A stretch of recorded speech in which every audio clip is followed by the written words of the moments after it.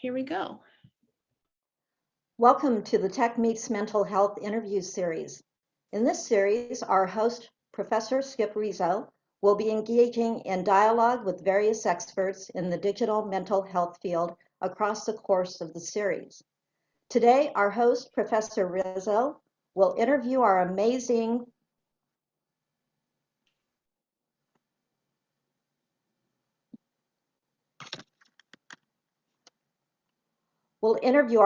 speaker, Dr. Barbara Rothbaum.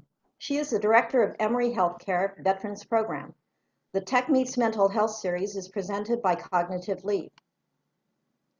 Cognitive Leap is a pioneer in the area of digital diagnostic and therapeutic systems designed to address ADHD and other cognitive and mental health conditions. Leveraging advances in virtual reality and using mobile, web-based applications, Cognitive Leap takes a human-centric, clinician-driven approach to create and deliver assessment and intervention tools.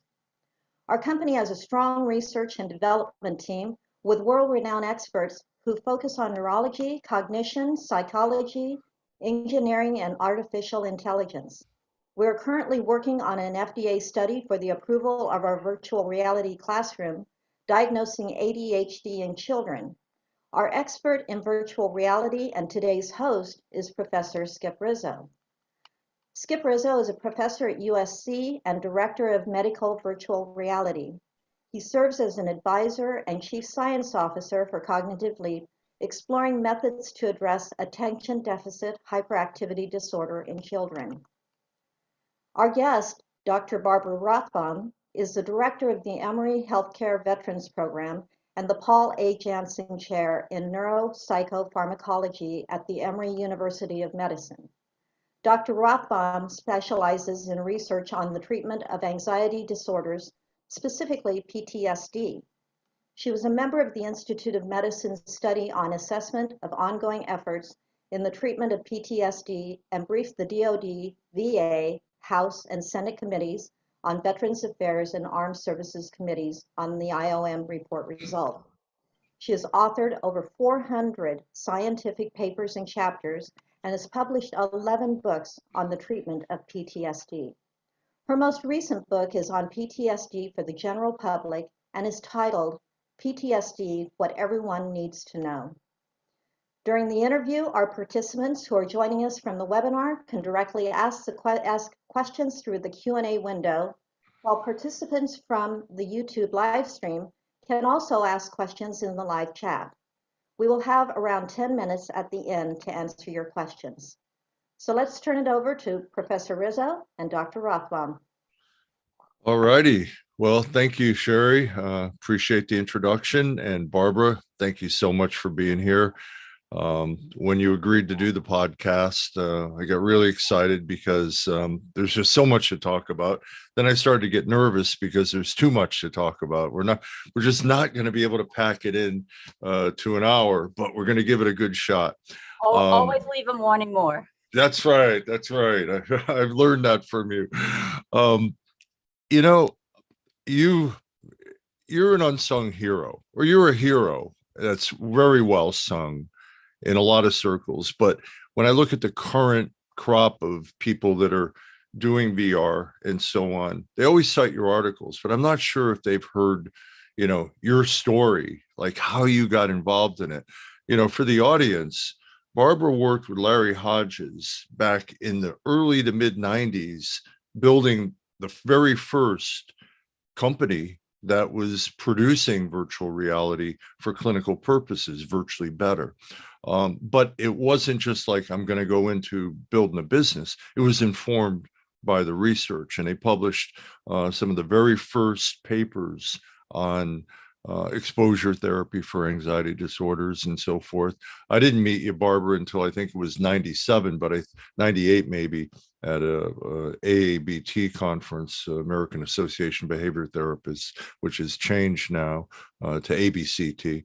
But we had phone calls because I was writing papers and I wanted to get the real scoop on somebody who had come before with this. Anyway, what was that moment that that got you into this crazy field?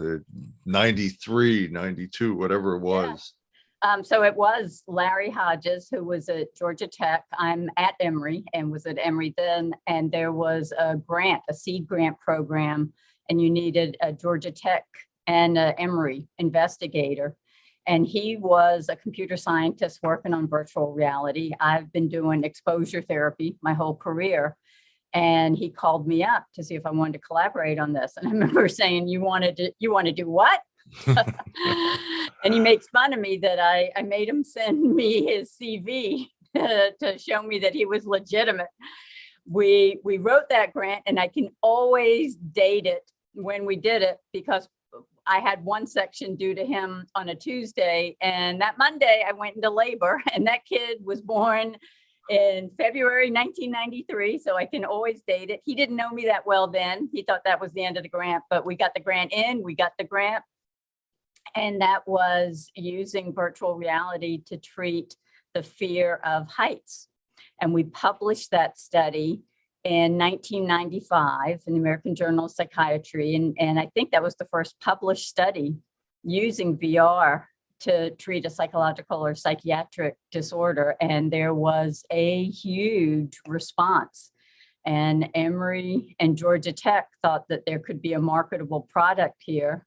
So I don't know if this is TMI, but they literally took us by the hand, took us to a lawyer to incorporate, and that's Virtually Better. And so I guess that was in 95 that we incorporated, and Virtually Better is still here. So I always disclose I'm full-time at Emory. I'm a professor in psychiatry, but I am a part owner of Virtually Better, which, knock on wood, is still in existence. That's just amazing because, we've all seen VR companies come and go over the years. And somehow you had the staying power, 27 years. I mean, you tell that to people that have just come into the field, maybe 2 days after the Oculus Quest was announced, and they're like, they can't even imagine that.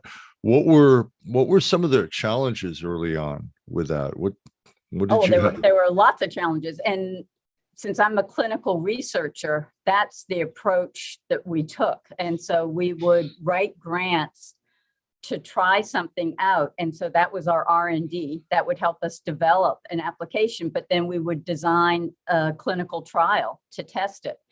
And so to do it properly, we would write a treatment manual that would say how to do it. And then we would have data. And then if we got a phase 2 small business grant, we'd have controlled data via RCT, and we'd publish the paper. And we had a treatment manual saying how to do it. So it was replicable right away. There were lots of challenges. Every time we found a head-mounted display that we liked, we would work with it, and then they'd go out of business.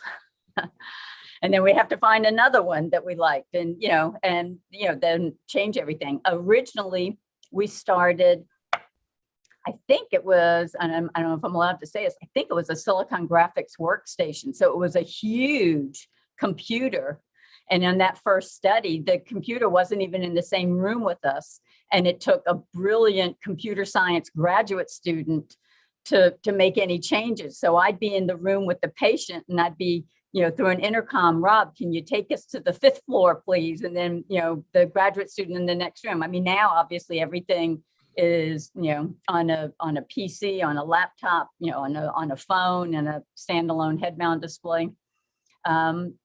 Convincing them what we wanted to do. I remember the second application I kept asking for after the fear of heights was successful. I wanted a virtual airplane. It was such a pain. I'm in Atlanta, busiest airport in the world. But if I have a patient with a fear of flying, it's a real pain for me to go to the airport if I have to fly with them. And now, since 9/11, you can't even get past security with them. And so when I would go back and forth to Georgia Tech when we were building it and try to tell them what are some of the cues that scare people, that you want to make sure you have in there. And I remember Larry Hodges, the computer scientist, he's rubbing his hands. He said, we can crash this thing. It's like, no, you don't get the idea. That's not what we're trying to do. So, I have said it all along. I keep saying it. If it were easy, everyone would do it. So there were a lot of challenges, and that's the fun part, is working them out. Yeah, a lot of times you hear the quote that it's 15 years from bench to bedside. In some ways, VR immediately went to bedside, if you will. You used it in clinical practice after a couple of years, but it really hasn't gotten, feasible. You kept virtually better afloat, and which is remarkable, admirable. But at the same time, did you think it was going to take as long to get where we are now with the technology back then? I know I was under the illusion when I started up in this that, all right, we're building something in 95, 96. By 2000, it's going to be just the way I want it. And I didn't realize it was going to take so long. Yeah, I didn't either. I thought every therapist would have a head mount display in their office by now, especially exposure therapists, substance abuse treaters, for cue exposure therapy. I mean, I thought there were going to be so many applications. Your virtual classroom, I thought that would be how ADD and ADHD got tested now. I thought, so I did think that it would be adopted and a lot more widespread. Now, just a little bit after the fear of flying, I think it was around 97, 98. A lot of people don't realize this, that a lot of people think, our Brave Mind application, which we worked together on, was like the first PTSD thing. They don't realize before that was World Trade Center, but you were the first person to take on this challenge of using VR to treat PTSD with virtual Vietnam. How did that come about? Did you get a lot of pushback? Yeah. So, at that point, the Vietnam veterans that were still in the system were considered treatment resistant. And we'd had some success with this virtual reality. And I really liked it a lot for exposure therapy. So I thought, could it help these Vietnam veterans? We knew it was a potent stimulus, but we were also scared. We didn't know how potent a stimulus. It was for outpatients. We set it up on the inpatient unit. So we had all of this support right there, just in case someone decompensated. At the end of one of them, the Huey helicopter, it has male voices yelling, move out, when it lands. And we were scared they'd rip off the head mount display and jump out of the helicopter. And at the time, it was a $14,000 head mount display. So we tethered it to the ceiling. So just in case they did rip it off, it wouldn't hit the floor. And then we were kind of making it up as we went. I remember the first patient we had in there, he had been a helicopter pilot in Vietnam. So it matched his experience perfectly as soon as he got in. So it was still hard to incorporate digital images, but we had gone to an Air Force base, Dobbins Air Force Base near Atlanta, and taken digital photos of a Huey helicopter. And so it was an actual digital image. We had the patch on the back of the helmet. And as soon as he got in, he said, I had a patch like that on the back of my helmet. You could tell, felt immersed immediately. But we didn't, we were still figuring out how to use it for PTSD. So at first we had let him have a few sessions just wandering around and talking about memories that came up, and then really going deep into the exposure. So we ended up treating him for 14 sessions. Wow. And we wore it out of them, but so we got a little bit more efficient as we went along. But we were encouraged because we did see that it was helpful, and nobody decompensated. All of those safeguards we had in place weren't necessary. Well, I think that's been borne out over the years. A lot of the, kind of old school anti-technology type clinicians always bring that up. Oh, you're going to overstimulate a person. They're going to decompensate. They're going to re-trigger, re-traumatize people. And, it really hasn't borne out in that the Journal of Anxiety Disorders special issue that you edited with Mark Powers in 2019, there was a really good deterioration analysis where deterioration analyses, I think, are really important, because it's not just about bragging about all the people you fix, but looking at the negative, impact, or if people didn't benefit or got worse. And that deterioration analysis showed that it was no different than any other psychological, active psychological treatment, and much better than waitlist. And I think we kind of saw that when we did the military sexual trauma study. That was one that everybody was like, kind of worried about. Oh, we get it for combat related PTSD, but sexual trauma, come on. And that was why it's so important having you, because you had this long history of working with exposure in sexual trauma beyond VR. And I think that was encouraging findings. Any comments on this area? Yeah, no, and that was a great study. And I mean, that's the title of it. You can do that, using VR for military sexual trauma. We, just so people know, we did not present the perpetrator. So we didn't present anything scary. What we're doing when we're doing virtual reality exposure therapy for PTSD is basically prolonged exposure therapy. So we're having the person go back in their mind's eye to the time of the traumatic event, recount it out loud in the present tense. But now their eyes are open because they're wearing a head-mounted display, and the therapist is matching what they're describing. And I think what you and I have both learned over the years, over the decades, is less is more. And in VR, I mean, it is a potent stimulus. And so you don't have to bombard them with stimuli. So in the MST study, a lot of times it was just having the person in the room that resembled it, in the environment, on the base, in a latrine, in a vehicle. One of the stimuli that we used a lot was the sound of heavy breathing.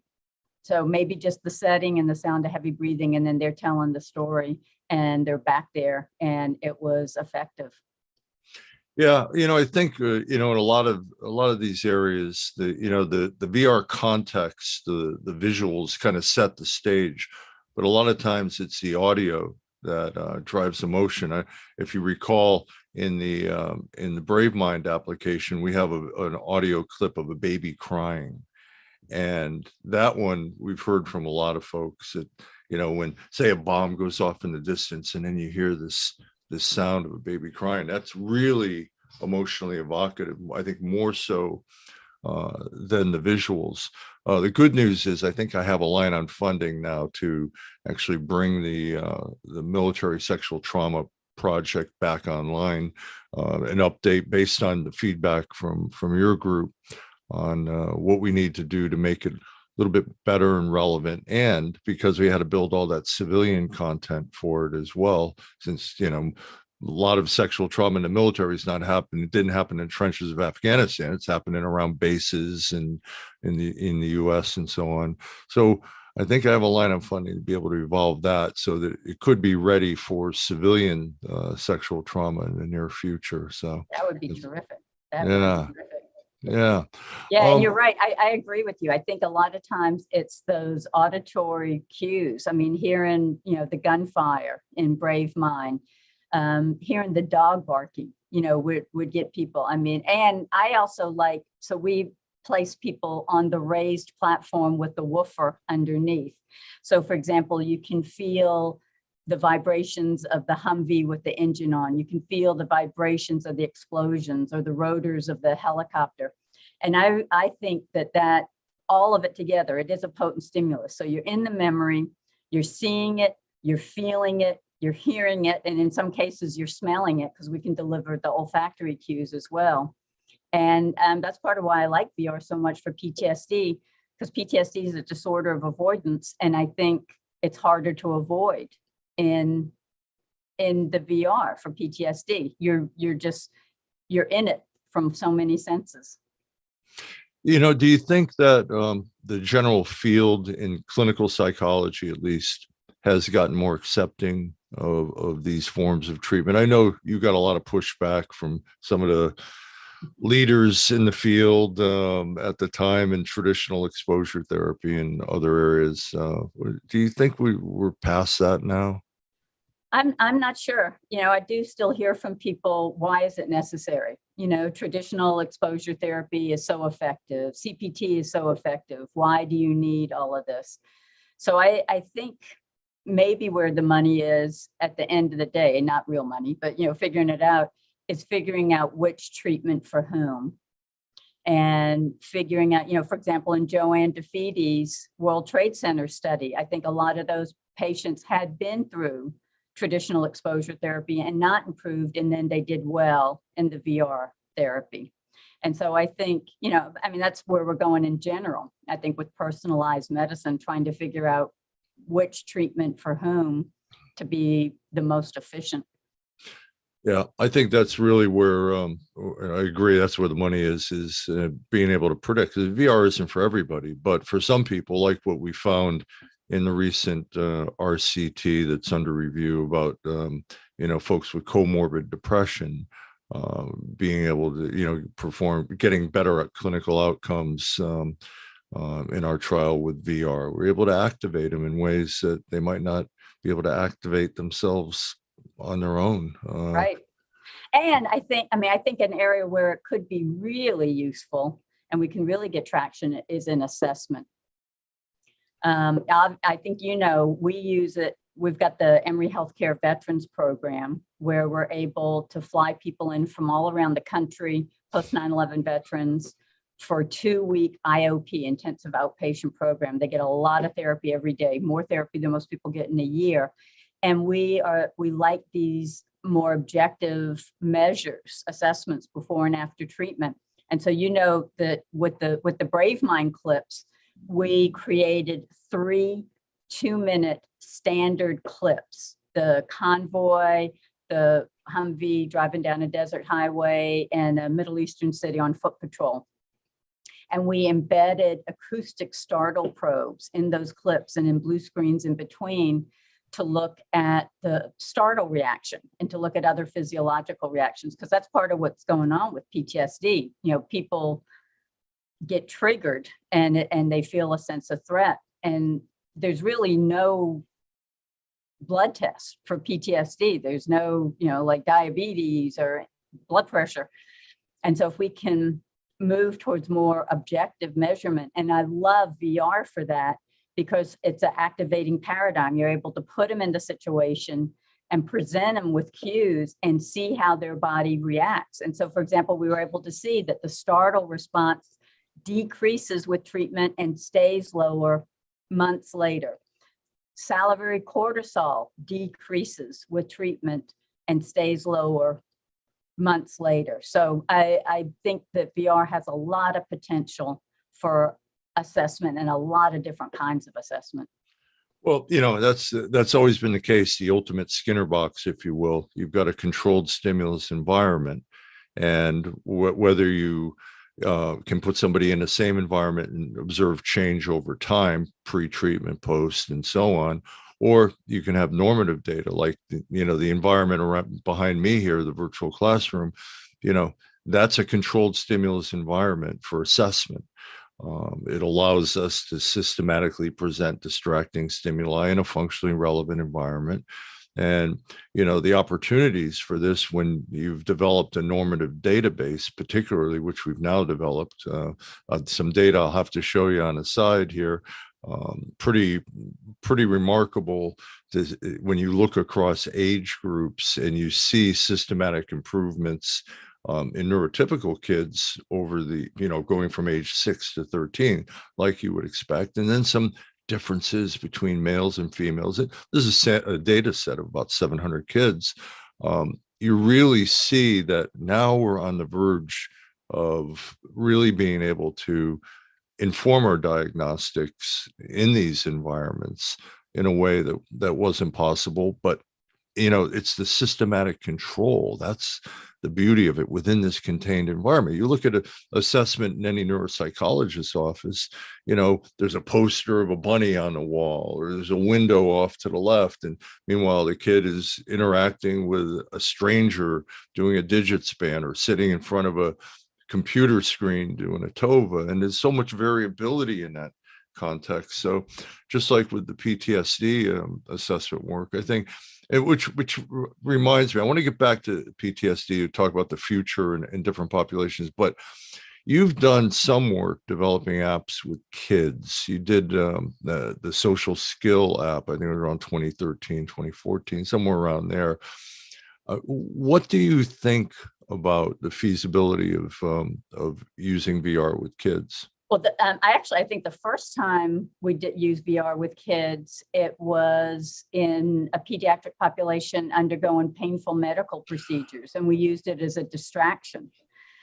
And we also gathered heart rate and some physiological measures during that. And we saw improvement on all of the measures we were looking at, but everyone loved it. So the kids loved it, the nurses loved it, and the parents loved it, because some of these kids would just go crazy. These were kids with cancer. So they kind of had experience with some of these procedures, and some of them, it was very upsetting for them. And we also had a pretty good comparison, because we presented the exact same content, but on a monitor, on a flat screen monitor. So, and then we also compared it to their regular distraction, because they use distraction with these kids all the time. They had videos and things, and the VR still did better. So there really is something about the immersion that was useful. And that's where I first realized that kids love VR. And I also, as I mentioned, the kid that was born in 93. So I'm working on VR applications, and I've got kids, and they love it. I mean, they love everything, and they've got such a suspension of belief in the VR airplane. One of them, at a young age, he says, "Are we in an airplane?" And so, so I think kids do love VR, and it's a great medium to work with them. And so, we've done social skills training. We've, in terms of also like how to respond to a bully, how to give feedback if a kid has a food allergy. What are things you can do to help go to sleep? What are different anxiety management skills, and teaching them through VR? So I think it's got a great life ahead of it for kids. Yeah, I think. Yeah. I want to go back, because I think, when you were talking about like the control that VR offers us for assessment. I love it also in clinical trials for that methodological control. So we first used it with a medication, I think when we did the Cycloserine studies. And when you're combining, and like you said, in assessment, it's usually kind of soft. There are a lot of things going around. In trials, and even randomized controlled trials, psychotherapy arm is usually like a little bit softer. I may not do it exactly the same way you do, even if we monitor it. There's a little bit of difference. And if you're presenting it in VR, you can make sure that every single patient gets exactly the same stimulus, exactly the same exposure to it. And, at the time we did it, they're not going to get any exposure to it outside of the experimental conditions. So we were able to use it with the Cycloserine study. And just for people who don't know, Cycloserine is an NMDA. There's a lot of popularity of MDMA. This is an NMDA partial agonist. And it was shown in an animal model to facilitate the extinction of fear, but had been FDA approved. So we wanted to do it with people. So we did it with the fear of heights.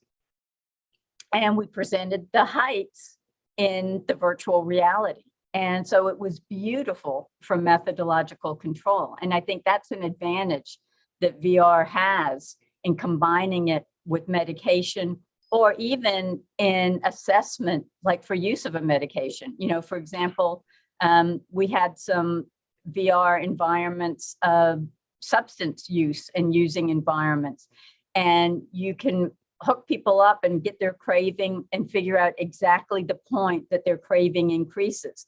And for example, if you're working on a pharmaceutical that'll decrease craving, make sure it works there. You can do it in a safe VR environment before you put them out on the street. So I love VR for that methodological control. I think combination studies are, there's going to be a lot more of them, combinations of pharmacological agents and using VR exactly for the reason you say. I'm surprised that more pharmaceutical companies haven't invested, although I've been hearing a lot lately that that is a movement. I've done some consulting with a small pharma company that is putting a toe in the water, and there's a couple of other groups that actually have some funding in that way. I think like, we had done the study with the original virtual classroom with kids on and off medications and before and after, and found exactly what you would expect. That without the medication, their performance was way below the normative data, but after the medication, it was these were kids that were well diagnosed and were properly at a dose level that they should be at.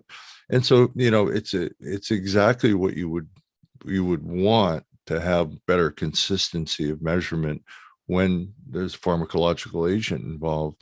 I think there's a lot of. I got to tell you, your clip, the early clip of the kid where you have the assessment of where his eye gaze is, and with the airplane going by, that's iconic. If there's a VR museum one day, it'll be virtual, I'm sure, but they got to have that clip in there. That is just iconic. Yeah, that was like a hit record. That clip. No, it is. I love the kids head bopping around. Yeah. Well, I hope there is going to be a VR museum someday, because I got a storage bin full of headsets from the 90s and all the way through. And I should have had those in my background. I do. I've got them too. Yeah. Okay. So just real quick, back to PTSD stuff. What do you see in the future? I've been on the stump talking about that, trauma is ubiquitous. Certainly when you look at what's going on in Ukraine right now, you want to talk about a mental health challenge when the dust settles from this, but what's your view on other populations that we should be thinking about? Yeah. So again, I love VR as an assessment and as an objective, standardized assessment, and especially for trying to assess more objective measures of PTSD and biomarkers, to see what happens. So I think that being able to figure out how to do that more easily and maybe more mobily. But I think that it's great as an assessment. I think it's great as a treatment, and maybe for folks who are very avoidant. But again, we still have to figure out who exactly needs it, who is it good for. And then sometimes in the veterans program, so our standard treatment is regular PE, but we've got, I think, 3 or 4 systems, VR systems, and people will use it especially to give them like bursts of the stimuli. Like if people are very, very easily startled and they really do need to get used to the sounds, we'll put them in the VR. And so being able to use it even in certain situations, I mean, we've got the luxury of having it, so we use it. But there, for example, motor vehicle crashes, that is the #1 cause of PTSD in men in the United States. And, so that is obviously in an area that we could work in with VR. Mm-hmm. Yeah, I'm leaning into the police and first responder area. It's a hard nut to crack, just like service members that don't want to admit they're having a problem. It's even harder with police officers. There was a recent study showing that with anonymous assessments, self-report assessments, 25% of the sample, about 300 people, would have a mental health condition, and 5% actually have sought help for it. So getting them into treatment, I'm thinking about the idea of embedding it as a training thing, like a social de-escalation training thing, and then, like you say, with the assessment end of it. Use it as the assessment. Use the assessment and let their bodies tell you what's going on. And then I also think it would take some of the stigma out. If it's a people will go for an EKG or treadmill test or, MRI or something. if this is in my body, and it's not me, sounding like a wimp or something like that. So I really am very much in favor of using it for a psychophysiological assessment and letting their bodies tell the doc what's going on. Yep. And then, perhaps then you call it training, but it's really kind of thinly veiled exposure practice in escalating or de-escalating certain circumstances. And I think there's a way in for that. And I think it's something we have to recognize that, folks on the front lines of police, firefighting, first responders, they're confronted all the time with these difficult experiences. Another area, and going back to kids again now, there's so much research now on adverse childhood experiences and its impact later on in life, whether it's a higher propensity for obesity or diabetes, or whole spectrum of cardiovascular problems later on in life, but also functional challenges. Kids that have more of these adverse childhood experiences have a higher delinquency rate, don't finish high school, higher percentage, more substance use problems. You don't want to put a young child in something traumatic or the reminiscent of the kinds of trauma. But I'm thinking about the teenage population. While they're still young enough to have some impact, if you could do something that helps them to tell their story and helps them to, confront some of the misconceptions they may have about their responsibility in the abuse they may have suffered. And so Esther Deblinger and Judith Coyne's treatment for kids, and Esther spent time with us when I was at Edna Foa's place, and learning the exposure therapy from us. And they often use anatomically correct dolls to help the kids, if they don't really have the words for what happened, act out and kind of show what happened. And I agree, I wouldn't put a kid that young, probably in VR and redoing things, but VR could be like the next step, instead of anatomically correct dolls. And kids like it so much, and kids are used to gaming so much. In some ways, I can picture an environment where the kids can almost control some of the elements like they can in the dolls, and let them kind of, like we do with the therapist interface for the brave mind, in some ways, maybe let the kids do something like that and let them tell their story and put it together how it happened. That's just an idea. Yeah. Well, it's a good idea. I don't know if you've seen, in play therapy, they use this sand tray approach, and the whole thing is to help kids that maybe can't verbalize things that have gone on, to tell it in a story with these representational objects. Well, there's a woman, Jessica Stone, who's built a virtual sand tray. And so that, you can, with a touchpad, build out the world and tell your story and pick the lighting, just like we do in Brave Mind, is nighttime, daytime, fog, whatever. And then they can put on a headset and walk through and tell their story in whatever representational way. Therapists can put on a headset and go into the world they've created. So you're giving a kid an opportunity to build a world. You're not foisting it on them. And I think there might be some value in that. And I think that's something that really deserves more attention. Again, I would start more with, young teenagers and then maybe work your way down. But it is such a significant problem. And I think, and this is for me too, I think in some ways we're still too bound by reality, even with virtual reality. And I think that there could be so many more creative ways that could be therapeutic, but it's testable, it's an empirical question. We should try it, test it, and see if it works. But, that's the beauty of VR. We're not bound by reality, but so many of our applications are really still pretty grounded in reality.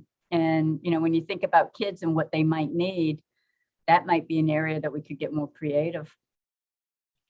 What what's your view now after all these years about the current state of VR, and also, from taking off the academic hat and looking at, from the virtually better position, what's held this back from being a massive business proposition? You've done well, but but we hadn't made any money. We're still here.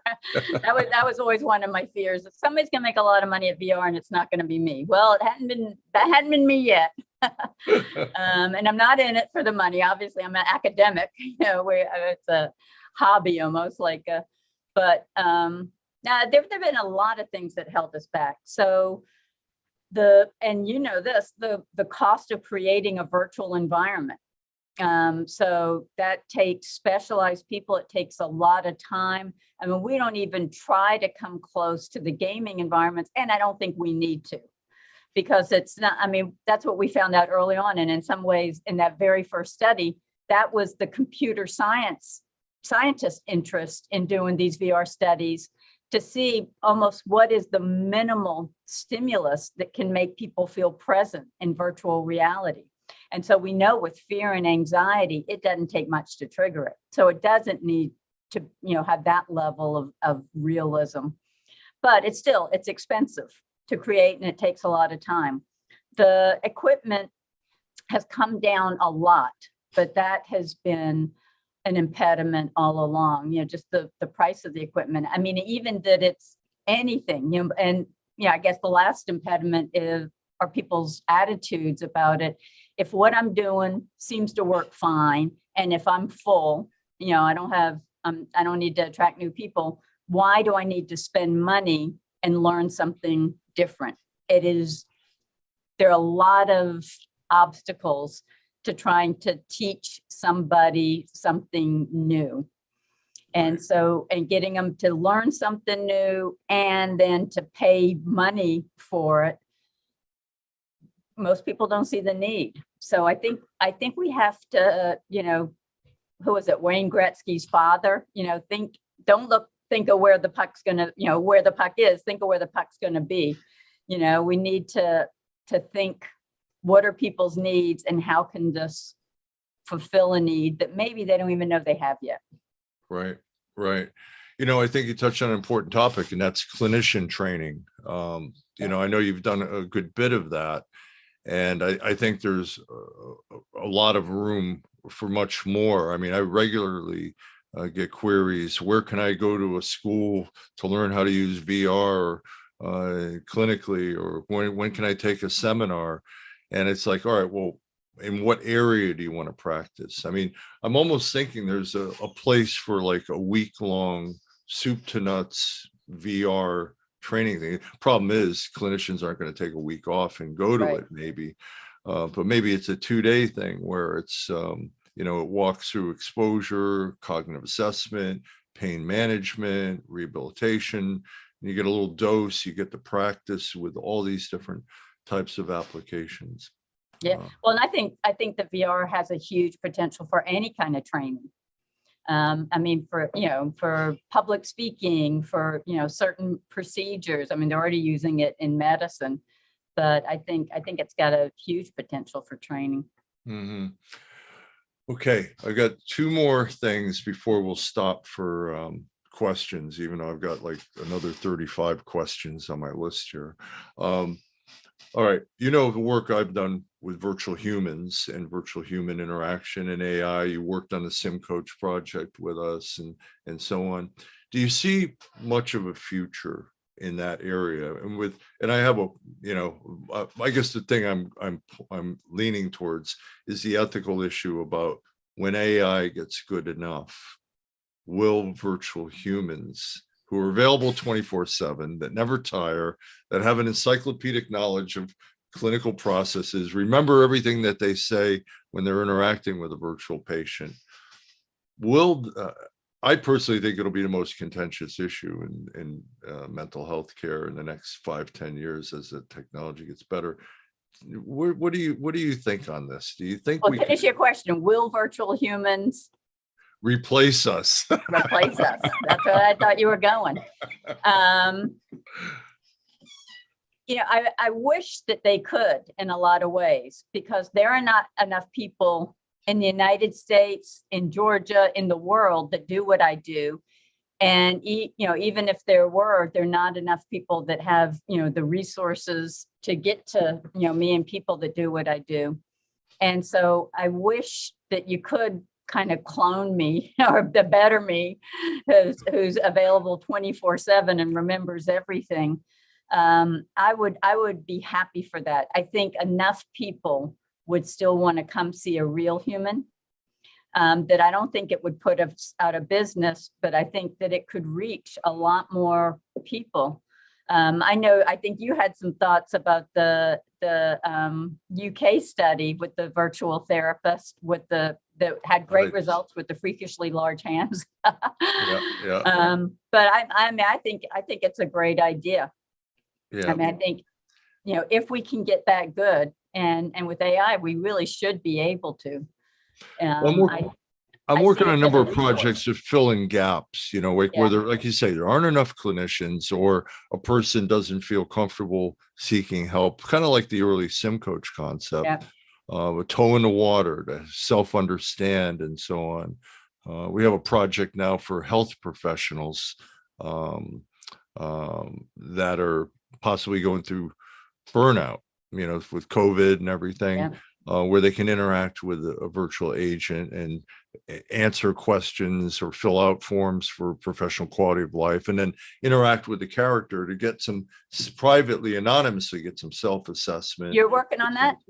Because we're working on an app for frontline healthcare workers that's kind of exposure-based, called Messy Memories, exposure-based and with some other self-care.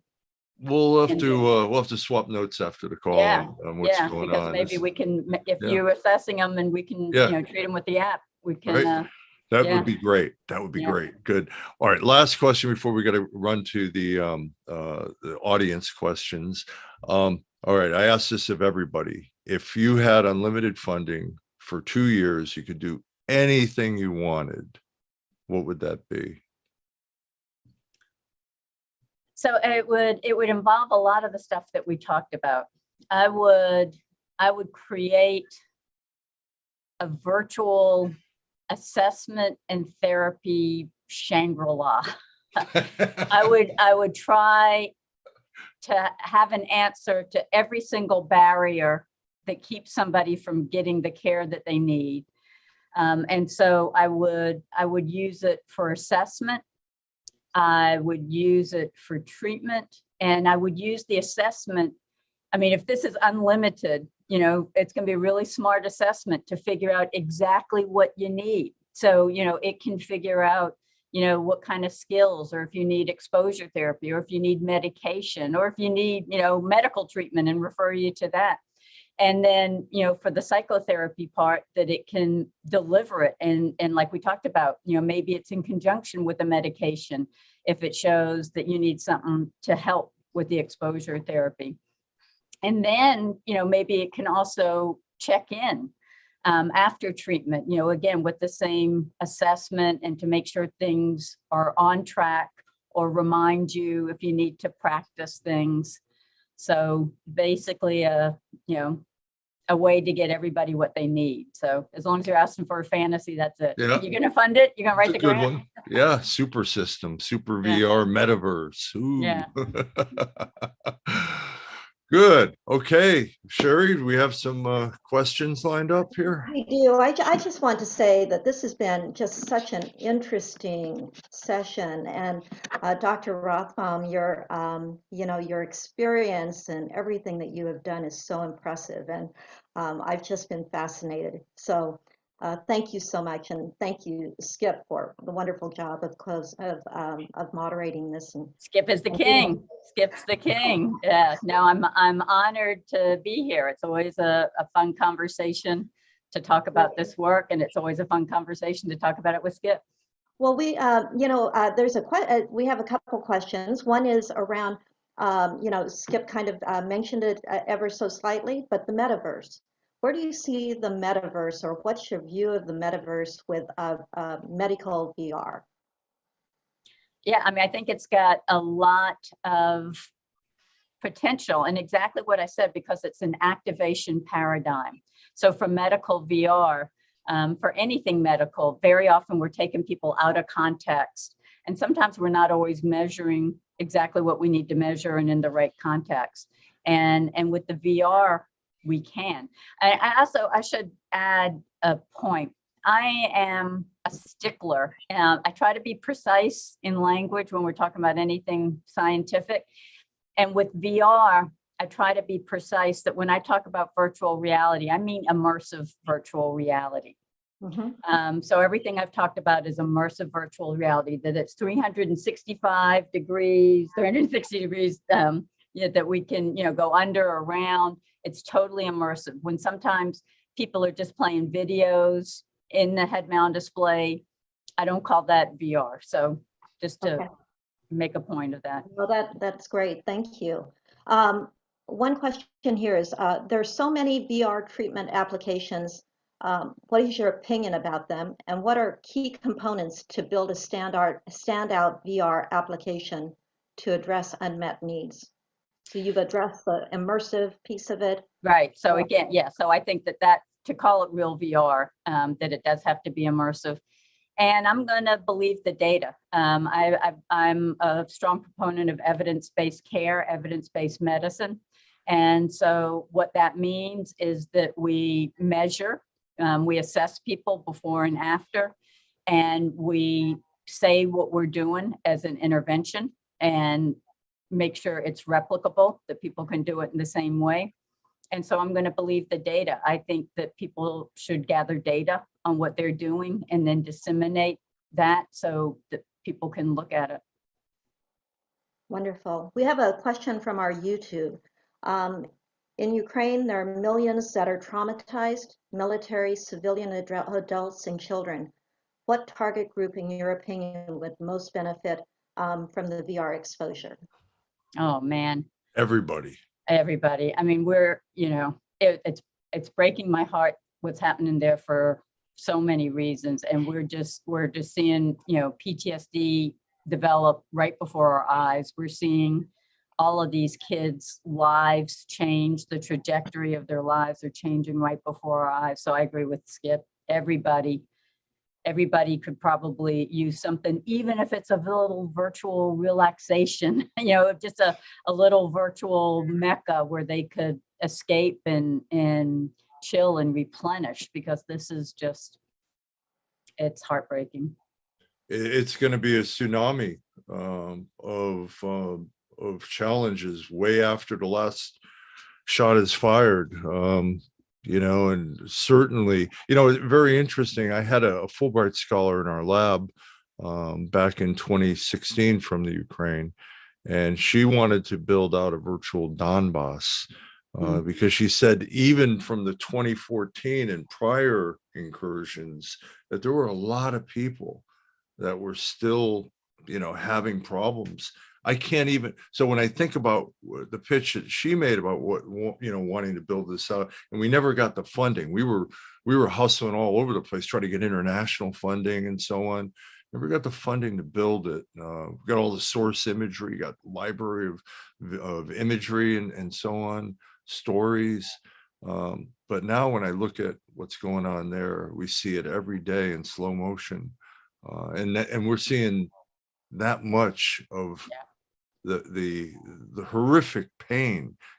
We see buildings getting wrecked. Well, there's people's lives that are getting wrecked. And I think, at some point, maybe we'll be part of a task force that will try to move, whether it's VR, whether it's mobile apps, whether it's in, it has, evidence-based approaches to try to as best you can turn things around at some point for these folks. They don't deserve to have this suffering. Nobody does. Totally agree. Yeah.